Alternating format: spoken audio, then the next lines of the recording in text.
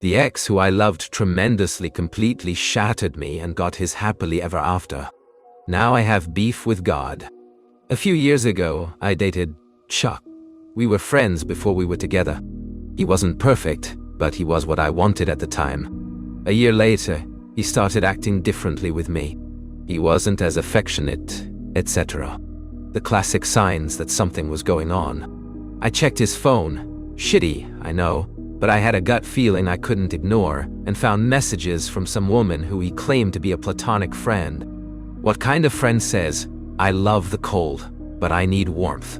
I wish you could keep me warm"? Naturally, I flipped my shit. Of course, he gaslit me to hell and back. There was another issue with another friend that he knew and fully admitted. Liked him a few months prior that made my trust in him shaky.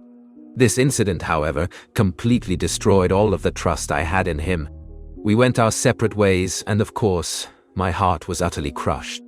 It took me longer than I'd like to admit to get over him. Last year, now a few years later, he tracked me down on social media.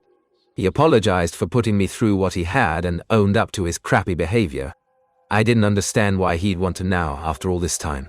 Turns out he got engaged.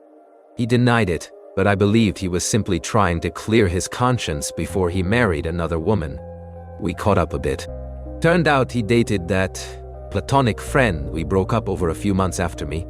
He didn't even see anything wrong with it when I told him how messed up that was. Their relationship was a complete train wreck, but that's besides the point. There's a lesson here. If they tell you not to worry about the friend that you are worried about, run for the freaking hills and don't look back.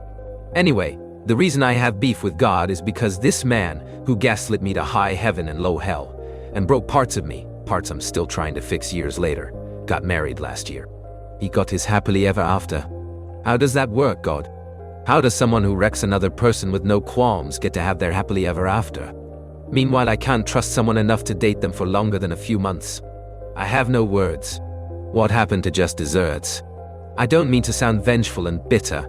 I hate that I sound this way right now, but how is this fair? Why do people that hurt and harm others simply get away with it? Bloody hell, it's ridiculous. I'm really sorry for sounding like an immature whiner baby. I just don't understand why bad people get away with doing bad things. How can you hurt someone so terribly, not give a flying fuck, and just get away with it? It actually makes me want to scream. Do I want him back?